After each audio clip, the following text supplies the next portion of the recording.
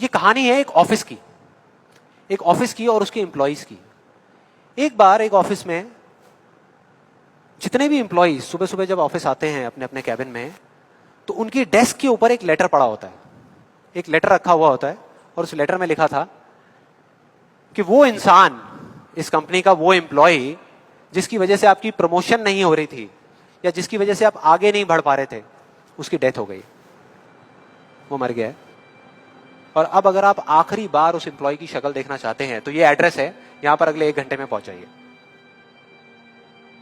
जैसे ही उस एड्रेस पे गए तो वहां पर एक कॉफिन पड़ा हुआ था। कॉफिन होता है, उसको जब लोगों ने दूर से देखा तो एक तरफ तो सबको दुख हो रहा था, बुरा लग रहा था कि यार ये नहीं होना चाहिए था, और दूसरी तरफ से उनको थोड़ी बहुत खुशी भी हो रही थी कि चलो अच्छा है, मेरी रास्ते का जो सबसे बड़ा पत्थर था वो हट गया। लेकिन फिर एक एक करके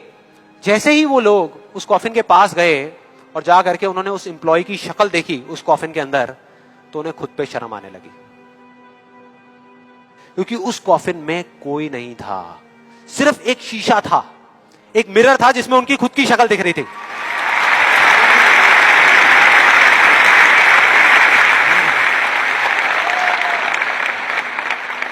हम सब भी तो यही करते हैं अपनी लाइफ में